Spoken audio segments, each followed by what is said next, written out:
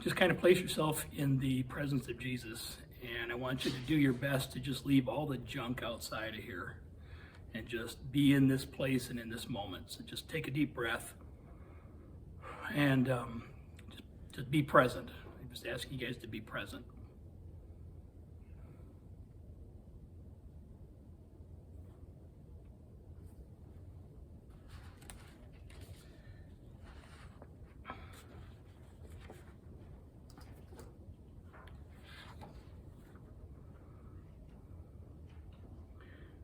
Take, Lord, and receive all my liberty, my memory, my understanding, and my entire will. All I have and call my own. You have given all to me. To you, Lord, I return it. Everything is yours. Do with it what you will. Give me only your love and your grace. That is enough for me. Amen. In the name of the Father, and the Son, and the Holy Spirit. Amen. In your workbooks, guys, we're on page 63 and 64. Those of you guys who are here tonight, you can take these workbooks home with you after tonight. The next one, we're going to be starting the next round of mysteries in a couple of weeks. But tonight we're wrapping up the joyful mysteries, the fifth joyful mystery, which is the finding of the child Jesus in the temple.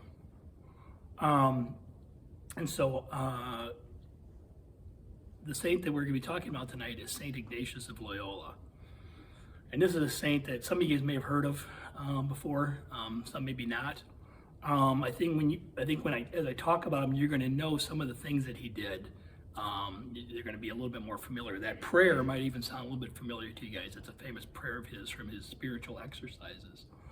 But Saint Ignatius he's a saint from like 500 years ago. Okay? So he was born in 1491. So he was born the year before Columbus discovered America. Just to kind of put things in perspective there. And when he was a young man is when the Protestant Reformation came around, which was 1517. So at that point in time, he was, 17 and 9, 26 years old. And he was born in northern Spain. It's the Basque region. I don't know if you guys know your geography that well, but if you're looking at a map of Europe and you see Spain, it's kind of the northernmost part, right on the border of France, almost kind of up toward England. And it's actually a separate culture from Spain, and it's got its own language and things like that. And he was born of nobility, meaning he wasn't a king, but he was like, his parents were like the lord of an area. And so he was born into money, he was born into power, born into prestige. So he had everything he wanted when he was young.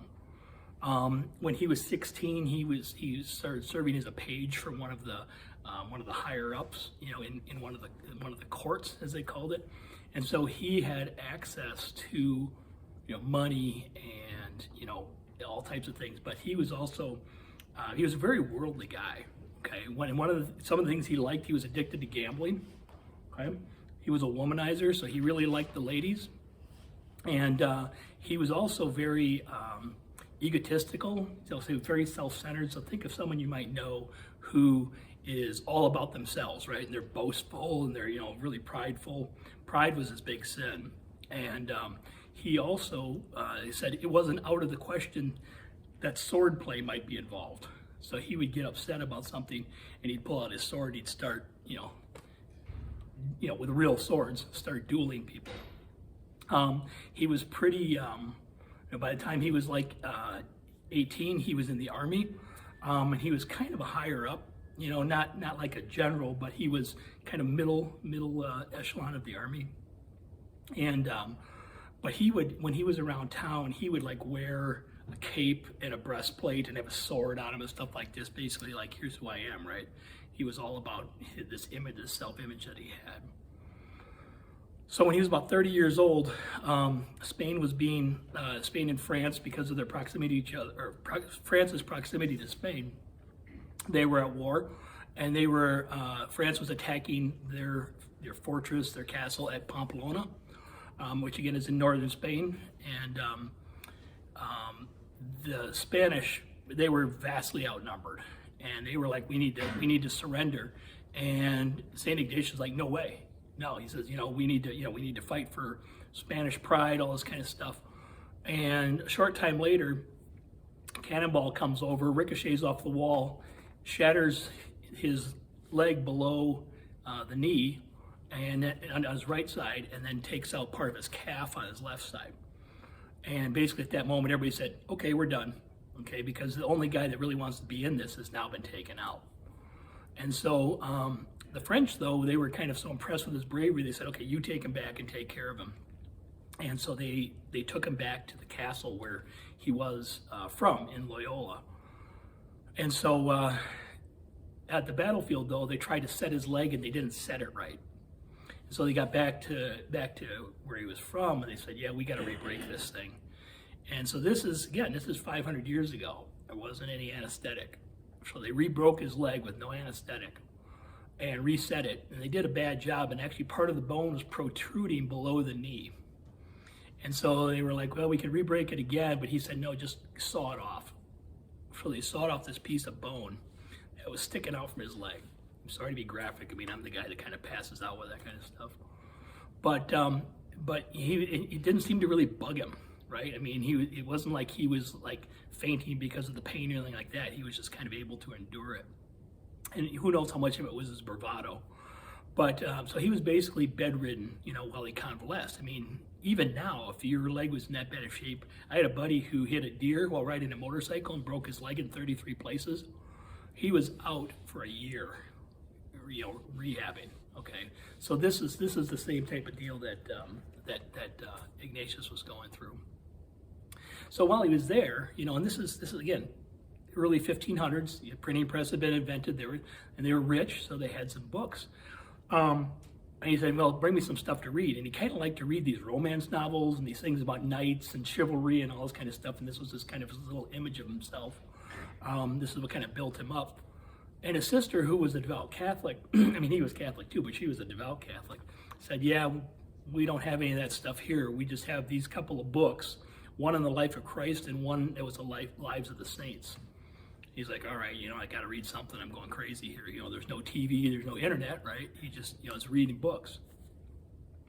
So he started reading these books, and he was just enamored by this. And with all these really impressive lives of the saints, he was like, I mean, this sounds like there's a lot of glory in this, right? This could really build me up, type of thing. And he was still kind of in that mindset.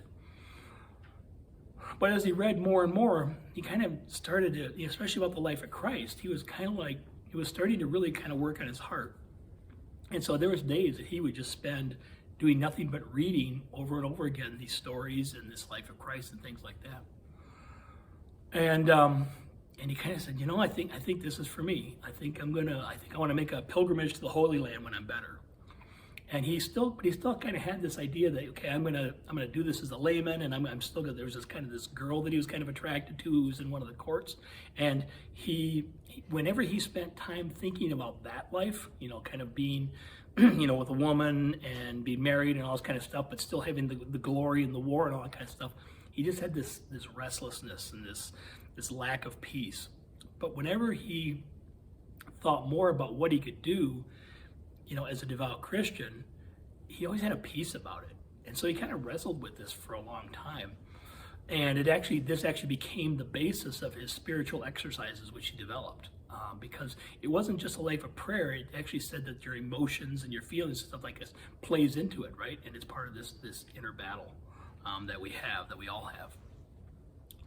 So he got to the point where, I'm going to find my notes so I can just take a couple looks here. He got to the point where he said, I'm going to do this pilgrimage. I'm going to the Holy Land. And so he left the area he was in, and this is about 1522. He's about 31 years old. And he's gonna travel to Barcelona. So again, your geography of Spain, the Basque region is in northern Spain, and he's traveling pretty much along the French border over to Barcelona, which is on the Mediterranean Sea. And for us now, I would say it's probably about an 8-hour drive, 6 to 8 hour drive. So he's doing this probably at horseback, maybe walking for part of it. Remember, he's got a bad leg too, right? But he starts doing this. And along the way, he stopped at a place called Montserrat, and there was a shrine there to Our Lady of Montserrat.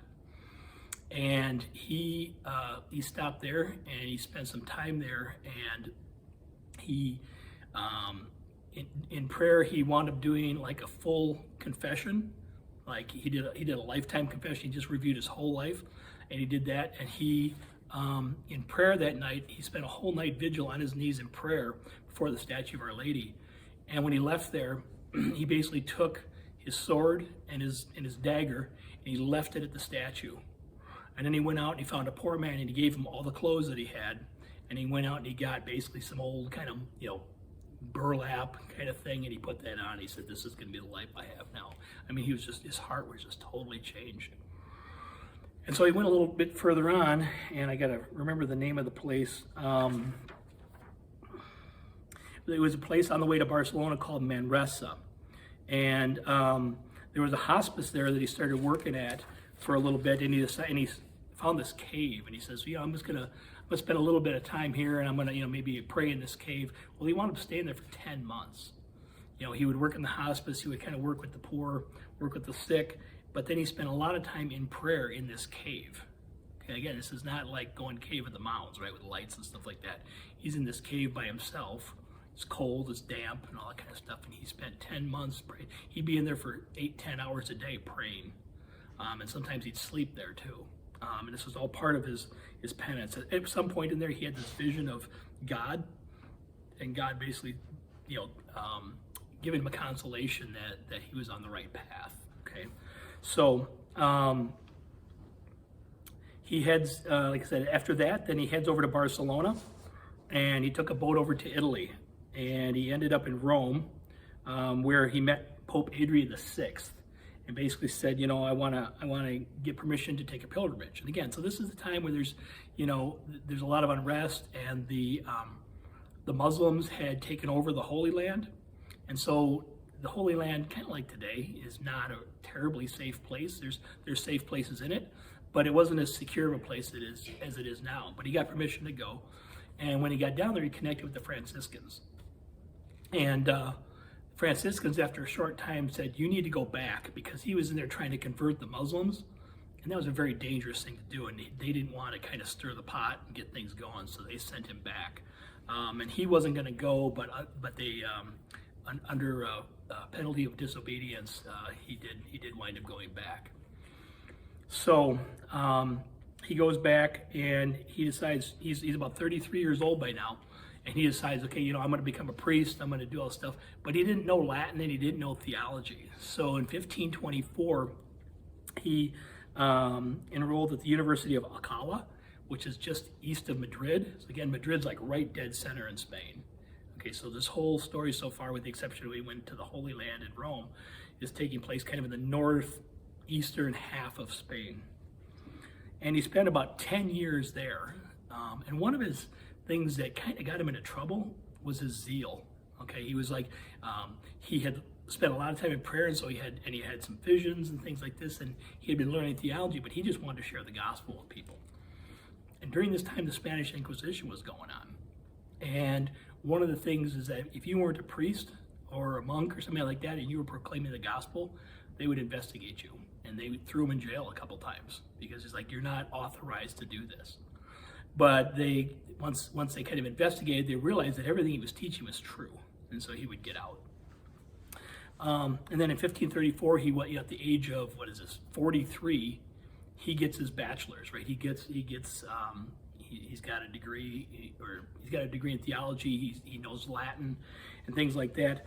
And at that point, he winds up at the University of Paris, and he's going to get his Master's of Arts in Paris in 1535. And so he's becoming a learned man. His whole life has changed. And so he's gone from this pompous, womanizer, gambler, boastful, prideful man to this humble, he's taken all those things that were bad, and he kind of turned them into something good. So his boastfulness, he turned into zeal for the Lord, which is one of the fruits of the mystery of finding of the child Jesus in the temple, is that zeal for the mission. Okay, and so when he's in Paris, he starts connecting with a couple people he might have heard of. One, I think both of them are saints now. Peter Favre and Francis Xavier. Francis Xavier you might have heard of. He was a missionary who went over to like India and China and Japan. Didn't make it to China, made it to Japan. But he met them there, and he started forming this group of them. And it became apparent that they were going to form some sort of coalition here, and that because they were all learning. There was a couple other guys. There's like 6 of them, and they were proclaiming the gospel and doing things like this. And they went and talked to the Pope, and which I guess must have been easier to do at the time. I don't think we'd get access to Pope Francis just if we wanted to go talk to him. But they went to Rome and requested an audience, and they didn't really set out to form a society, but that's kind of what the direction was heading. And so the Pope, said, go ahead and form the society, and he gave approval for that in 1540. So they needed someone to run the society, and so they had a vote, and the votes kept coming back unanimous for Ignatius, except for one vote, because he didn't want to vote for him. He's like, you guys got to pick somebody else. So they kept making them re-vote, and it kept coming back him. And it was unanimous except for his vote each time. He finally said, okay, I'll do it. And he wound up running this Society of Jesus. It was, and so that's what they were called. And so for about the next 15 years, they grew like crazy, and people were joining them because they just had this zeal for it. They sent out missionaries. Like I said, Francis Xavier, they sent him to India and to Japan, which again, that's a big deal. You don't just buy a ticket on an airplane and go. You're on a ship for months to get there. And it took a while because like Francis Xavier and Ignatius were really close. They were like brothers, right? They had a real deep respect and a real deep brotherly love for each other. And Ignatius didn't want to see him go. He's like, they were like really close. And he's like, he knows that if he sends Francis to be a missionary, he's never going to see him again. He's either going to be martyred or he's going to be gone for so long, he's just not going to see him. So it was really hard for Ignatius to let Francis go, but eventually he knew that was what he was called to do. And there's a story that even says that at the moment that they needed to say goodbye, Ignatius turned his back to him because he was so emotionally overwrought. He just didn't want to see Francis's last vision of him being in that state. So Francis goes off and does things, but they're sending out missionaries all over the world, even to to the New World, to South America and to the Caribbean. And in the next 15 years, they go from these 6 to 8 guys to 1,000 people. Okay, in like 15 years, it just kind of caught fire. It was based out of Rome, and so. When they went to Rome the first time to do it, one of their things was that they knew that they wanted to have this, but they said one of our key components of this is going to be obedience to the Pope. We're going to go there, tell him what we want to do, and whatever he says to do, we're going to do it. Okay, and so a lot of monastic groups at the time, they had these vows to chastity and to poverty. Chastity meaning no sexual relations, and poverty meaning you're not going to have any riches. But one of the things that Ignatius's group did is they added obedience to that. They were going to be obedient to whatever the Pope said. And so this is when the Pope said, I need you to form this society. I need you to get this going. And so they said, all right, that's what you're asking us to do. So that's what we're going to do. So anyway, so mid 1550s or so, Ignatius he's always had kind of some ailments because of that broken leg and things like that. He had a lot of stomach problems, things like that. And in about 15 years, they said he was sick, like really sick, like 15 times, like once a year. And so whenever he got sick, they're like, okay, he's going to get sick, but he's going to get better. And one night, his aide came in. He said, I need you to go get the Pope's blessing because I really feel like this is the end time. And the aide said, okay, yeah, you're sick, you're going to be fine. I'll go tomorrow. Well, overnight, Ignatius fell deathly ill and wound up dying. So he didn't wind up receiving the last rites at that point in time. And so I'm sure that his assistant felt terrible about that. But they actually did an autopsy. I didn't realize they did autopsies this early on, and they found that he had a lot of kidney stones and bladder stones and things like that, and that was the cause of a lot of his problems. But he never, other than being sick, he just kind of suffered this, right? He kind of took that on and just lived with it and offered that up. And so it was pretty apparent that with how this thing grew, that he was a pretty holy guy. And in the 1600s, he was beatified, and I don't have the exact dates real handy, but he was a saint within 100 years of the time that he was alive, and people realized that he was a pretty saintly guy. And like I said, the thing I really want you to take away from this is that his big conversion didn't happen until he was like in his 30s, right? If you would have known this guy in his teen years, like your guys' age, he was 16, right? He's sword playing, right? And he's womanizing and gambling and all this kind of stuff. If people had known him then, they never would have thought that he was going to become a saint, and a great saint at that. Okay, and so people have conversions at different points in their lives, and his was later on. Some people actually say that he was one of the most prideful and boastful and egotistical people that may have ever lived, which is a pretty big thing, because you got some pretty prideful people that have lived through history. But his self-image in his early years was really big. So we don't ever want to, if we see somebody like that now, I'm guessing there were probably people praying for him. God had big plans for him. I guess he almost died when he had that leg injury, but he didn't, right? So God had big plans for him. And so, it's never too late for someone to have that conversion. And after the age of 30, he did a lot of great things, right? But it was a process. It wasn't like he was converted overnight, right? It was like, 3-4 years of a process till he got to that point. And even then, it took a very long time.